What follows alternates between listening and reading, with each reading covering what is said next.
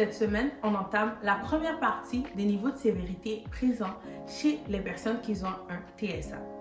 Aujourd'hui, on aborde le niveau 1 léger et le niveau 2 modéré. Les personnes qui ont un niveau de sévérité léger, au niveau de la communication, elles ont de la difficulté à exprimer, mais elles se font comprendre par les autres personnes de leur entourage. Pour les interactions sociales, ces personnes ont de la difficulté à initier une conversation.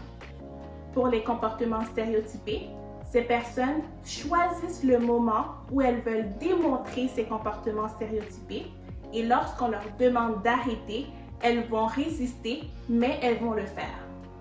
Pour les enfants qui se situent dans le deuxième niveau modéré, ils ont de la difficulté pour s'exprimer.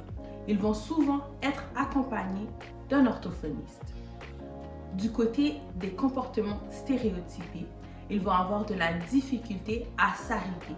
Ils vont le manifester à la maison, à l'épicerie, à l'école.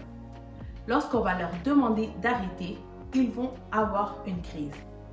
Du côté de l'interaction sociale, ces enfants ne vont pas aller vers les autres enfants.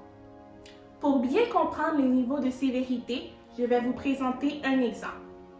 Milo, âgé de 6 ans, il va pointer les objets qu'il désire avoir. Pour ses comportements, il va éteindre et va allumer la lumière plusieurs fois durant la journée.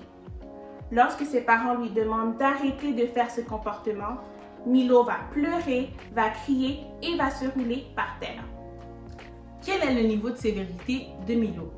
Pour connaître la réponse à notre question, suivez-nous sur nos différentes plateformes.